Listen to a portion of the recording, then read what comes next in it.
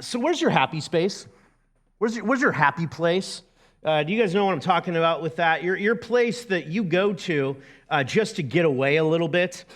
For me, for a long time, that was my front porch. I used to sit on my front porch a lot. I would work on sermons out there. I would meet people out there all the time.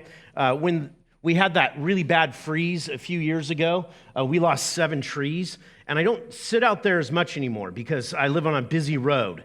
And it used to be there were so many trees, people couldn't see me there while I'm working. Now you can see me sit on the front porch, so it's not my happy place anymore because I'm all studying, and you guys think it's great to drive by and honk. I don't. It startles me every time. There's one person in particular sitting over this direction who is the worst at that and has literally almost given me a heart attack a couple times, but I love you anyways. That was my happy spot. When I was stressed, when I was worn out, just feeling tired, I would go there. I know for my wife, no surprises here, her happy spot is sitting on the bench in front of her piano and playing. Like when she's tired or anxious or stressed, that's where she goes. Where's yours? That's rhetorical. Don't shout it out. Actually, let's do that. Go ahead, shout it out. 1, 2, 3. All right. Thank you, all 4 of you. It's just we all have those kind of spaces. Someone said the ocean. That's the other thing for my wife and I. We go to Central Oregon, which is God's country, or we go to the Oregon coast, which is pretty close. 6 months ago today, I can tell you exactly where I was. How many of you, who said that? Ruin my stuff there. Yeah, 6 months ago today, I was in Hawaii. It was a Sunday 6 months ago, and literally in Hawaii, and we were in Wailea, walking down the beaches, checking out sea turtles and all this stuff. And it was just an amazing time. I think Hawaii could be my happy place until I see the bill. Then it's not. But you look at it, and I had this question in my mind when I was in Hawaii. My question was, why? Why? Because I have 3 different pastors that I knew that all of them quit their jobs at their churches and just moved to Hawaii. And 2 of them just took purely secular jobs, like ice cream stands or something, surf stands, I don't know.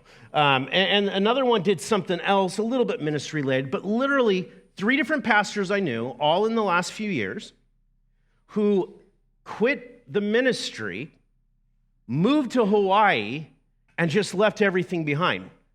And there was a part of me, I've just always wondered why. Why was that the case? And it got really quiet in here. No, I'm not announcing something today, okay? But here's the thing. When I went to Hawaii, there was one day we were sitting on the beach, and I looked at my wife and I said, I get it now. I get it. This is like so restful here. The culture is slower than where we live. You can move at a different pace. Everyone is just laid back, and it's calming, and it's just, weather-wise, this is amazing, and it was just so relaxing. I just looked at her and I said, now I get it. I get it. Not that I want to leave our church, not that I want to move away from my family, my grandkids, but I get it. And then that was literally, just so you know, 6 months ago today is the day I got really burned bad, too, in Hawaii. After that, I was like, oh, no, skin cancer galore. It was just one of those things where I'm looking at this, and a lot of times in my life, I don't have good margins. If we were to say, like on the count of 3, everybody say how you've been feeling in this season of your life, my response would be tired. A lot of you have come up to me and just said, hey, been praying for you. How are you doing? And I'm an honest guy, so I'll just say tired. And I think a lot of you would probably say the same thing. We're tired. We're exhausted. Where we're going to be today in Luke chapter 6, we're going to deal with this topic about what it means to actually rest and to get rest.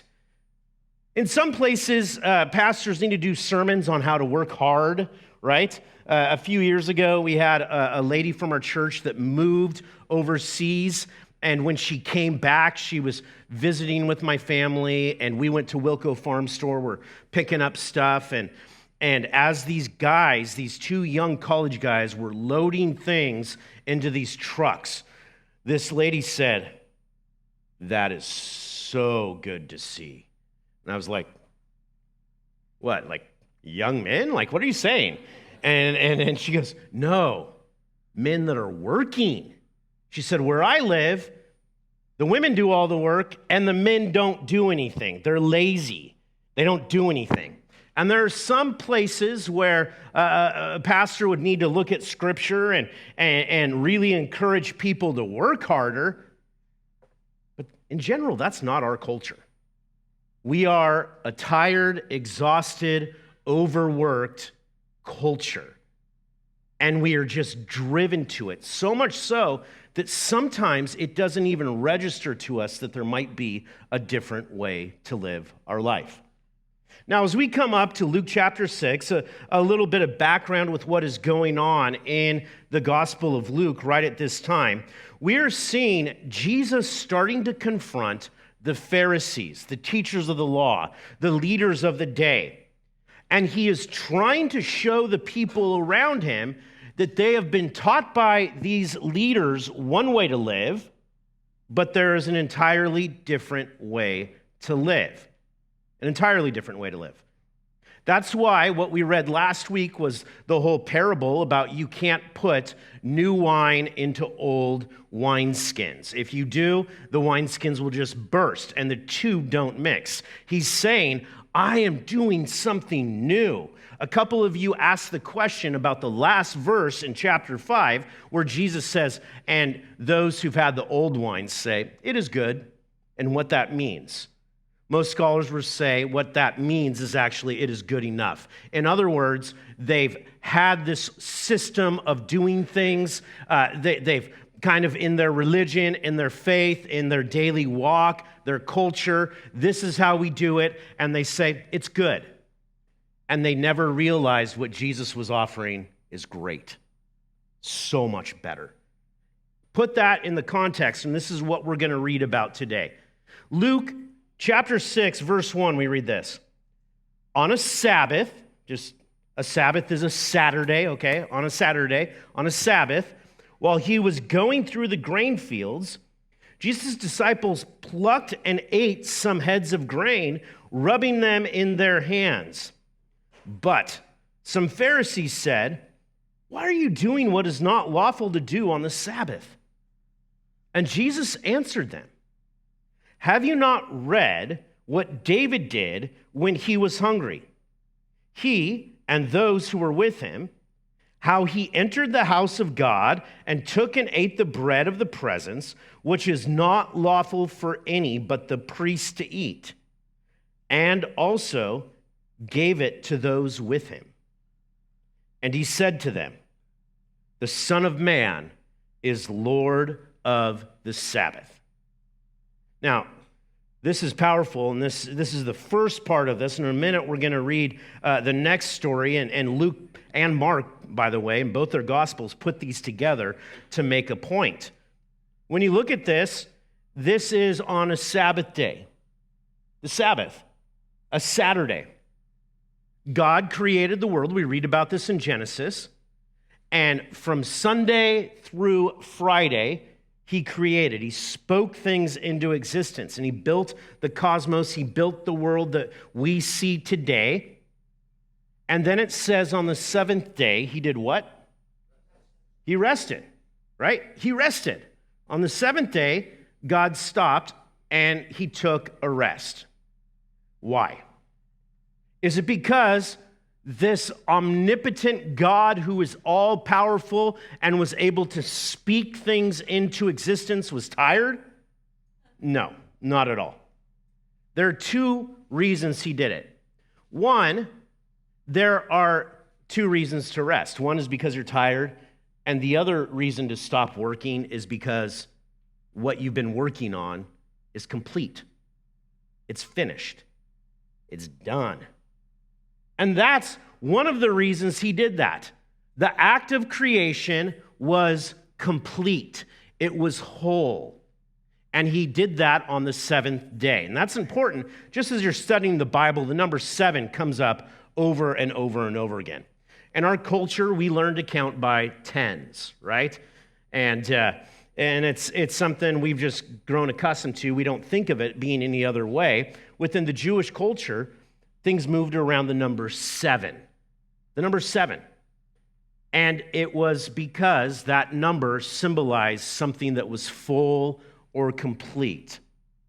The other thing that God was doing at that time was showing that he has written it into his creation that there's 6 days of work, and then on the 7th day, what? Rest. Rest. So when you move through the Pentateuch or the Torah, the first 5 books of the Bible, it starts with this pattern in creation, but then when Moses is given the law of God, it's put in there to keep the Sabbath day holy. That's Saturday. It's one of the 10 commandments. Keep the Sabbath day holy. Set it aside. It's different than the other days. And this is something that there's 2 different lenses we tend to look at this topic through. One, we either look at it legalistically, or 2, we look at it through the lens of it being a gracious gift. A gracious gift. This is something that's absolutely amazing when you think about it. God set up his system of creation and the pattern for us that we work real hard 6 days a week. And on that 7th day, it's break time. It's time to rest. Time to play. Time to set everything else aside. That's incredibly progressive in the system around the world. You look at that. This is before unions or anything like that, right? This is God saying, I want people to have this gift of rest, of backing off, of slowing down. That is absolutely incredible when you think about it. How many of you love it when you get to go on vacation? Yeah. How many of you work in order to get to that day off? Or you look at it and it's like, oh, holiday's coming up. Holiday is coming up. I can't wait for, Christmas break. 4th of July, right? A lot of you, 4th of July, you're going to take a 3-day weekend this summer with 4th of July. It's just one of those things that we look forward to. And this was a gift from God. But by the time this story rolls around, what has happened is that in Judaism, they have taken what was supposed to be a gift and they have built a system of do's and don'ts around it, saying, well, this is what it means to work. And in their system, they did it in a way where they were trying to please God and obey God, but they went beyond his word. You couldn't light a fire. You could walk more than a mile. You couldn't do all of these different tasks that are very simple, and they would watch out to see who would break it, who would break the rule. It reminds me of when I was at Multnomah Bible College. My freshman year was the year they changed the dress code. And they made it where they changed the rules that you could wear jeans and you didn't have to wear a collared shirt. You could wear a t-shirt as long as it was embroidered. And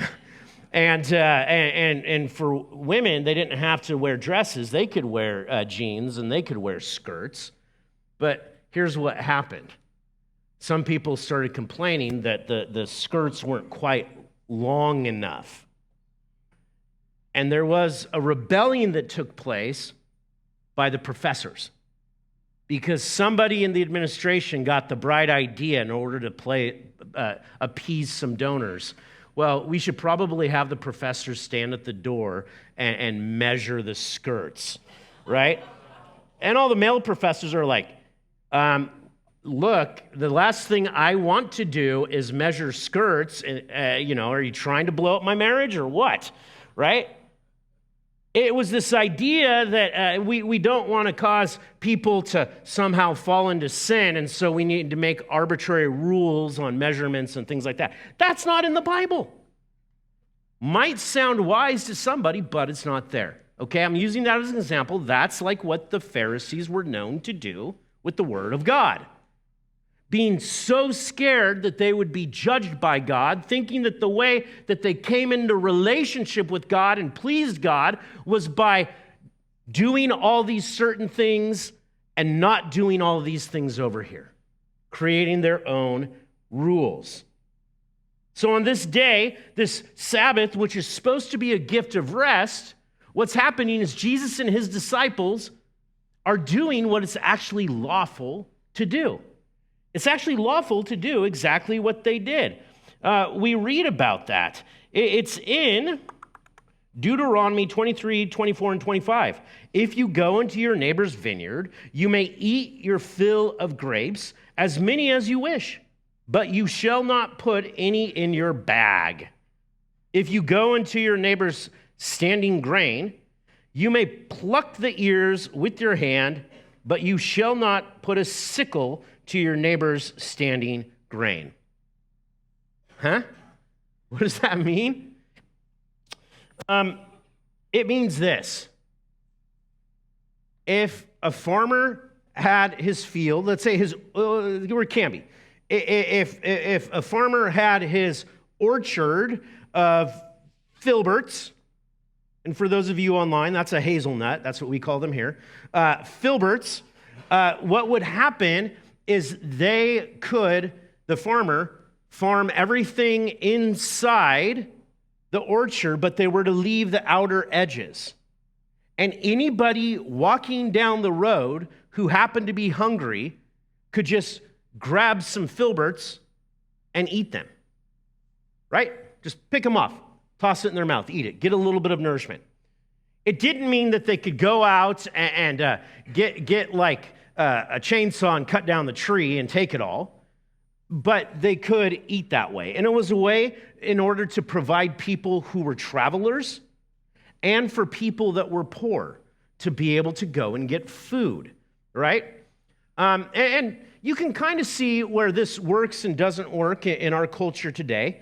Let me give you what works and what doesn't work. Like in our town, if you in the summertime want berries, where is it okay and acceptable and lawful to go get berries for free? The logging road, right? Where is it not to go get them for free? The grocery store, okay? Do I need to clarify that more for anyone here? Right? But on the logging road, go take as many as you want. You can do that. That's the system that was put in place. So Jesus and his disciples are just walking down the road on a Sabbath, and they pick out some grain and roll it in their hands, blow off, the stuff that's not good and pop it in their mouth. But the Pharisees had created a system because you weren't supposed to go harvest the grain on a Saturday. So they took it to the point where merely pulling a grain head off, rolling it in your hands, and eating it was harvesting. That's ridiculous. And you see this fight, this tension start to happen again between the Pharisees, the teachers of the law, and between Jesus. He looks at them and he says, "Have you not read?" I was just going to skip past that part, but it sort of hit me. He's saying, have you not read? And I read it, and I'm like, yeah, I've read. I know that story, what he's talking about. But maybe not everyone here has. It's just a few verses, but what Jesus is talking about is in 1 Samuel 21, verses 1 to 6. This one I have up on the screen. The story goes like this. David came to Nod. This is King David. Before he's the king, he's on the run. To Ahimelech the priest.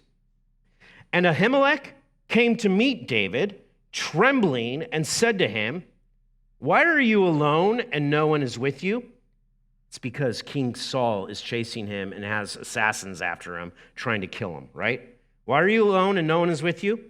And David said to Ahimelech the priest, the king has charged me with a matter and said to me, let no one know anything of the matter about which I send you, and with which I have charged you. I have made an appointment with the young men for such and such a place. Now then, what do you have on hand? Give me 5 loaves of bread, or whatever is here. And the priest answered David, I have no common bread on hand, but there is holy bread. If the young men have kept themselves from women. And David answered the priests, truly women have been kept from us, as always when I go on an expedition. The vessels of the young men are holy, even when it is an ordinary journey. How much more today would their vessels be holy? So the priest gave him holy bread, for there was no bread there but the bread of the presence, which is removed from before the Lord to be replaced by hot bread on the day it is taken away. And now you guys are like, huh? What does that mean? Within the law, every day there was holy bread that was given in the act of worship. And every day there was new bread that was made and put out in order to help provide for the Levites and the priests. They were allowed to take the day-old bread, and it became theirs to eat. So as David comes to this place, he's on the run, he's being chased, his men are with him, he's hungry. And he says, do you have anything to eat? Anything? Guy's like, no.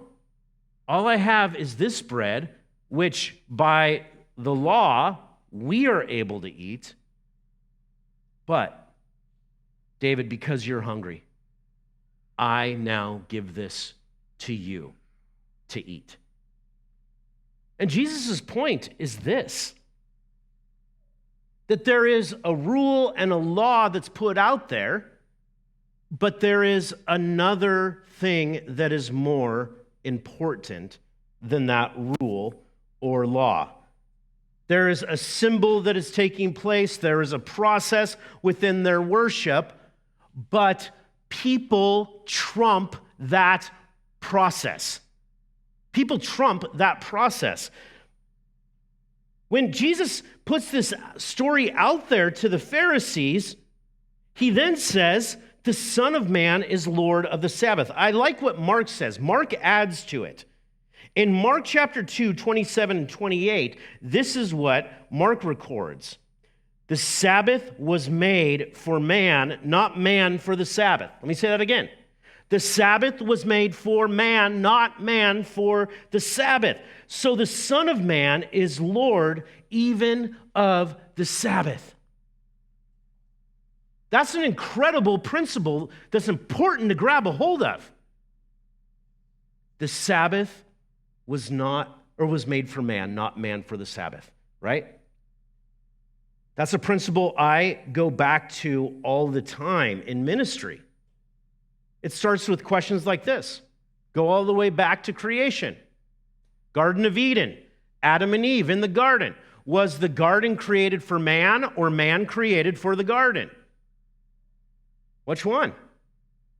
It wasn't that God created this garden that was just so amazing and so perfect and so beautiful that then suddenly he's like, I'm going to put man in this and man is subjugated to that garden. It's the other way around. He looked at Adam and Eve, and he's like, I love them so much.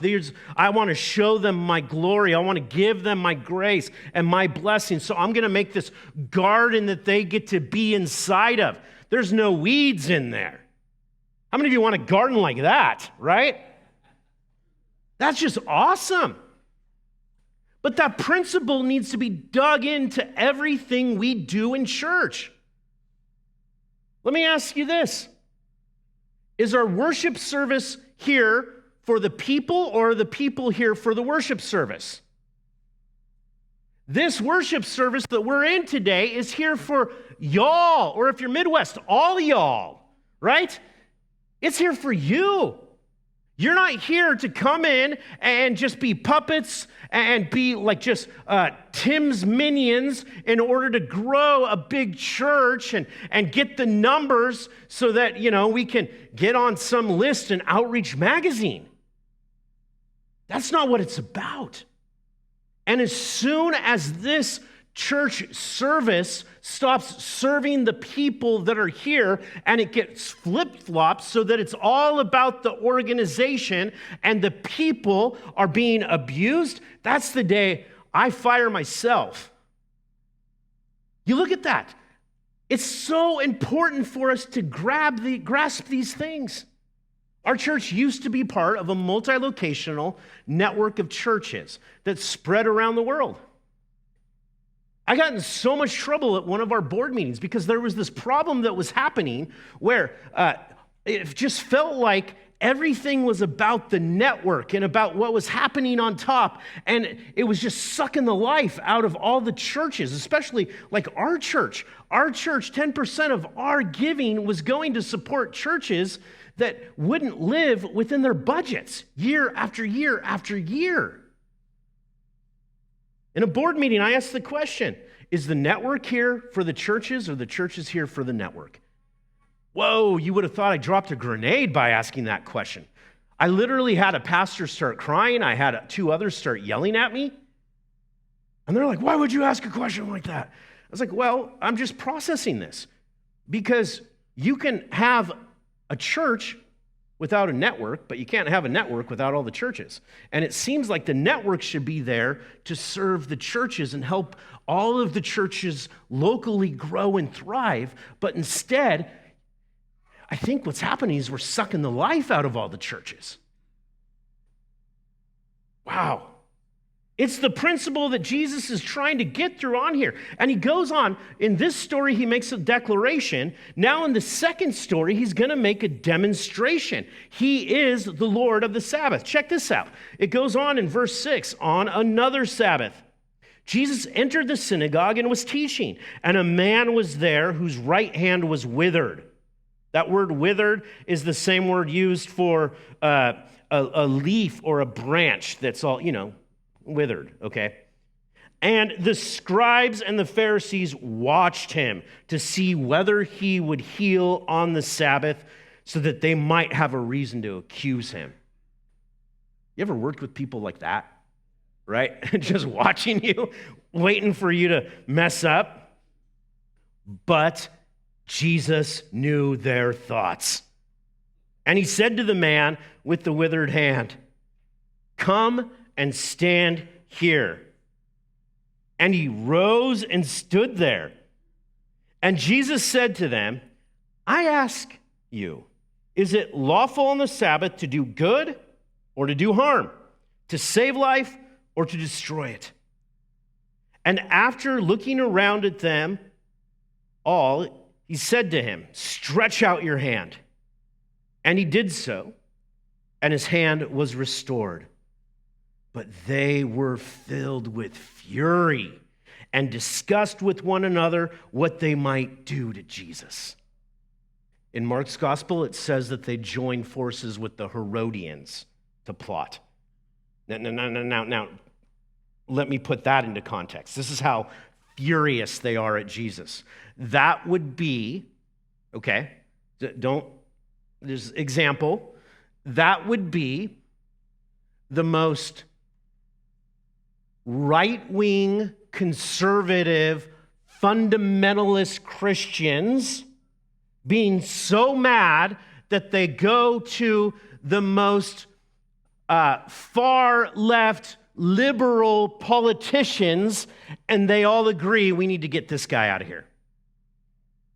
That's how furious they are. And yes, my voice just cracked. That's how furious they are. They're looking at Jesus and they're like, we got to get him out of here. We got to get him out of here. And why? He healed a man's hand. He healed a man's hand. You got to look at this. Jesus is throwing down. Jesus chooses his battles very carefully. But in this instance, he knows that right here on the Sabbath, they're watching him because they want to trap him. And he looks right at them. He looks right at them. And he looks at the guy and he's like, hey, come here. The guy comes here, right? He's looking, staring down the Pharisees. And he commands this man to do the one thing he can't do. Stretch out his hand. And as this man in faith obeys and puts his hand out, wouldn't that be awesome to see? I would hope that in our church, and I think it would happen, that everyone would be like, yeah, look what Jesus just did, right? And I would hope that it wouldn't be that we would be sitting back and being like, how dare he do that? How odd this is. But the religious system was abusive. It was abusive. It didn't bring rest. It didn't bring freedom. It was a heavy weight upon everybody. Now, time is running out. So let me throw a few applications at you, all right, and see how they land here. One, like I said at the beginning, we live in probably the most overworked culture that we could live in. Actually, there might be a few Asian countries that are worse. Brothers and sisters, are you exhausted? Are you tired? Are you snippy with people? When was the last time you took a break? Couples in here, husbands and wives? You bickering, you fighting? When was the last time you went on a date and said, we are intentionally going to get rest and space together? There was a time where we didn't do that. Two things happened. One was I was talking with Chris Harvey one time, and Ken and Chris had gotten away to a lighthouse on the coast, and I was like, "That's cool that you guys did that." And she said, "Yeah, when was the last time you did something like that?" And I was like, "Never," right? And she was like, "Oh yeah, Ken and I, we intentionally make sure throughout the year we have these times we get away together." And in that same season, my wife came to me and said, "You never take me on dates anymore." So we started doing that. Works wonders for your marriage. Take time to get away and rest together. Parents, are you exhausted and you're tired and you're running your kids here, there, everywhere? You're in this sport and in this club and you're going to this event and have to make sure you get them on a cruise and you also take them to Disneyland and you have your bucket list of things you need to do with all of your kids because this is what it means to be a good parent? Where did you get that list? It wasn't in your word. It wasn't in the Bible. Did you get it from Instagram or TikTok or Facebook? Did you get it while you were talking with somebody? Do you have in your mind, in our culture, what it looks like to be a good mother or father? And does it line up with Scripture, what Scripture actually says? I'm going to push that button hard because Parents, you only have a few years right now to train your children up in the ways of the Lord before they go on their own merry way. You can't get it back. You can't get it back. Take the time now to rest with them, to be with them. Please, please, please don't become like what's happening all over our country, where you see these young families, they spend all of these years doing everything with their kids. The mom and dad never spending time together, never being romantic together, taking their kids here, there, and everywhere, not training them up in the ways of the Lord. And then look what happens in the church. Kids move out. They barely know anything about the Lord. And we wonder why they walk away from their faith. And parents divorce because they don't know each other anymore. And suddenly they're in a house with no kids. And it's like, who's this stranger? Take time, rest together. When was the last time you went on a vacation? And some of you are like, I don't have the money to go on a vacation. I get that. I was 50 when I finally went to Hawaii, right? Most of our vacations are either people have blessed us with a free place to stay, or us saying, hey, we're going on vacation, but we don't tell you guys that we're actually still in town, right? we turn off our phones and don't look at our email, and we do things right around here to rest and relax and have fun. When's the last time you did that? Can I say this? There is a deeper rest, because vacationing, dates, and all these things, they'll get to a certain point, but they won't sink all the way in. All the way in. Some of you have come from churches that have been more of a religious system that put a heavy weight upon you. And that church wanted you there so that you could just serve the church, and it wasn't set up in such a way where the church was created to bring life and rest and joy to you. That's what we're trying to do here. Sometimes we'll get it wrong, but when we get it wrong, it's like, all right, let's fix this. Let's get it right. Let's see what we can do. Ultimately, you need a rest in here. Have you ever wondered this? Why did Jesus say the things he said on the cross? Remember I said at the beginning that there's two reasons for the Sabbath, for the rest, for taking the break? One is because you're tired, and the other is because the work is complete. What is the very last thing that Jesus Christ said on the cross?